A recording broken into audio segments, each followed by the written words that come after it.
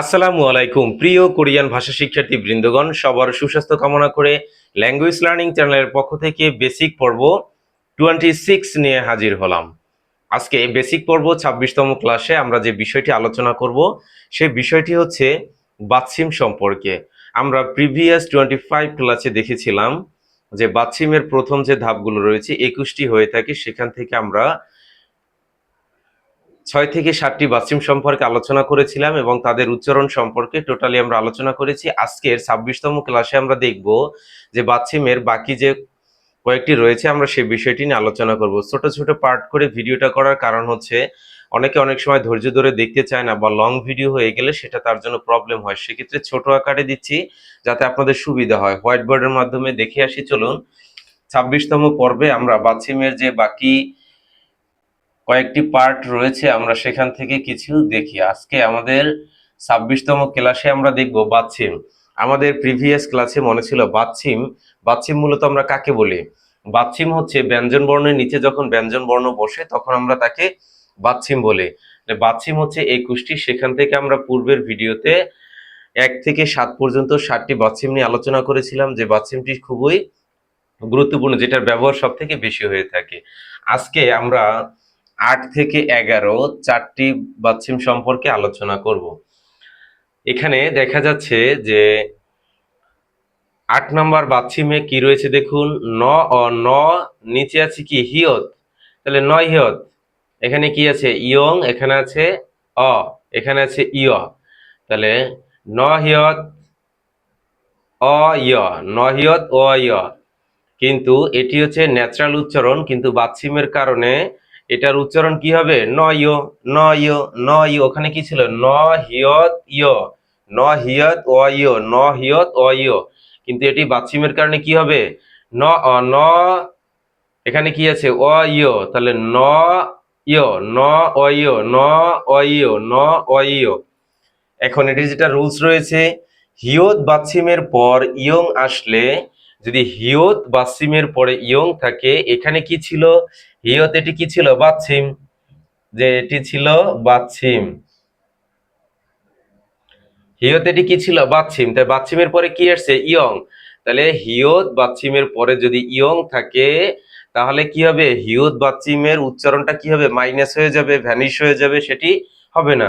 তাহলে আমরা এখানে কল্পনা করব যে এখানে আসলে কি নেই, হিয়তটি এক অর্থে নেই, বা যদি কোথাও লেখা থাকে তাহলে হিয়ত শব্দটিকে আমরা মাইনাস করে তারপরে বাকি যে শব্দ থাকে সেটার উচ্চারণ করব।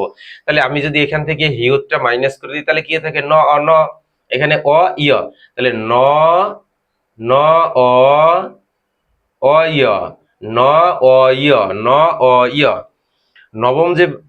নবম যে বাচ্চিমটি রয়েছে সেটি দেখুন, এখানে কি আছে ইয়ং, এখানে আছে রিয়ল, এখানে আছে ই, এখানে হিয়ত, এখানে দ, এখানে আ। তাহলে দেখুন ই ল ইল, এখানে আছে কি হিয়ত, তাহলে কি হয় ন্যাচারাল শব্দ ইল হিয়ত দা, ইল হিয়ত দা। এটি হচ্ছে কি ন্যাচারাল, যদি বাচ্চিম সহ আমি পড়ি ইল হিয়ত দা, ইল হিয়ত দা।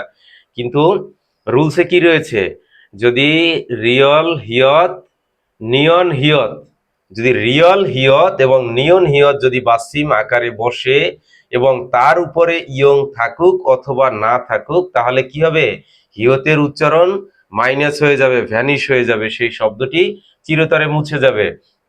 তাহলে আমরা এখানে কি পেলাম, যে রিয়ল হিয়ত এবং নিয়ন হিয়ত যদি বাচ্চিম আকারে বসে এবং তার উপরে যদি ইয়ং থাকে তাহলে কি হবে হিয়তের উচ্চারণ হবে না। তাহলে আমার এখানে কি ছিল রিয়লের উপরে কি আছে ইয়ং আছে, তাহলে রিয়লের উপরে যদি রিয়ল হিয়ত এর উপরে ইয়ং যদি থাকে তাহলে হিয়ত কি হয়ে যাবে মাইনাস হয়ে যাবে। তাহলে মাইনাস যদি আমি এটাকে করে দেই, তাহলে দেখুন এটাকে আমি মাইনাস এখান থেকে করে দিলাম, তাহলে এখানে কি থাকে ইল ইল দ দা, তাহলে কি হয় ইল দা, যেটি এখানে আমি লিখে রেখেছি। তাহলে এখানে হিয়ত ছিল এই যে, তাহলে এখানে কি হবে ইল দা, ইল দা। 10ম নম্বর যে বাচ্চিমটি রয়েছে এখানে দেখুন ম আ ইয়ং মাং, এখানে কি আছে রিয়ল আ রা, রিয়লি রি, মাংরি, এখানে কি আছে মাংরি। কিন্তু রুলসে কি রয়েছে দেখুন, ইয়ং বাচ্চিমের যদি রিয়ল থাকলে, ইয়ং বাচ্চিমে যদি রিয়ল থাকে তাহলে রিয়লটা নয়ের মতো উচ্চারণ হবে। ইয়ং আমার এখানে একটি বাচ্চিম আছে, তারপরে যদি রিয়ল থাকে তাহলে রিয়লটা নয়ের মতো উচ্চারণ হবে। তাহলে প্রথম আর কি ছিল, ম আ ইয়ং মাং র ই রি মাংরি। তাহলে এখানে ইয়ং বাচ্চিম রয়েছে, ইয়ং বাচ্চিম থাকার কারণে রিয়লটা নয়ের মতো হবে। তাহলে কি হবে, ম আ মা, রিয়লের জায়গায় শুধু ন হবে, মাং ন ই নি মাংনি। প্রথম কি ছিল, মাংরি, কিন্তু ইয়ং বাচ্চিম রিয়ল থাকলে ন উচ্চারণ হওয়ার কারণে এখানে কি হবে, মাংনি। 11তম বাচ্চিম যেটি রয়েছে সেখানে কি আছে দেখুন, ম আ মা গিয়ক দুইটা তারপরে তাহলে কি হয়, মাকা মাগা মাকা। কিন্তু রুলসে কি রয়েছে, যে কোনো সংযুক্ত ব্যঞ্জন বর্ণ শব্দের যদি মাঝখানে কিংবা শেষে বসে তাহলে সেটি কি হয়, ডাবল উচ্চারণ হয়। আমরা কি দেখেছিলাম, প্রথম যে প্রিভিয়াস ক্লাস করেছিলাম 25তম, সেখানে আমরা কি দেখেছি, রিয়ল প্লাস রিয়ল সেটা কি হয়, লয় লল্ল।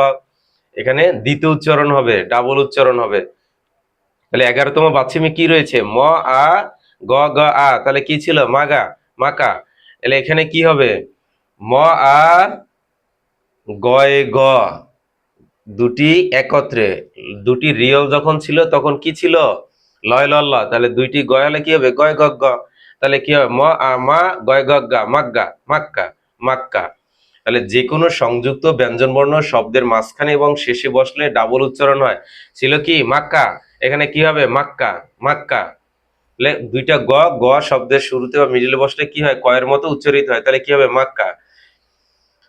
তাহলে আমরা দেখলাম বাচ্চিম যে রয়েছে 21টি, সেটির 8 থেকে 11তম পর্ব 4টি। যদি ভিডিওটি বেশি ভালো লেগে থাকে অবশ্যই ভিডিওটি শেয়ার করে দিন, অন্যকে দেখার সুযোগ করে দিন।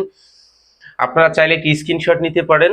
দেখা হবে আগামী আরো একটি বাচ্চিম পর্বে। সবাই ততক্ষণ ভালো থাকবেন, সুস্থ থাকবেন। আজকের মতো এখানেই বিদায় নিচ্ছি। আসসালামু আলাইকুম, আল্লাহ হাফেজ।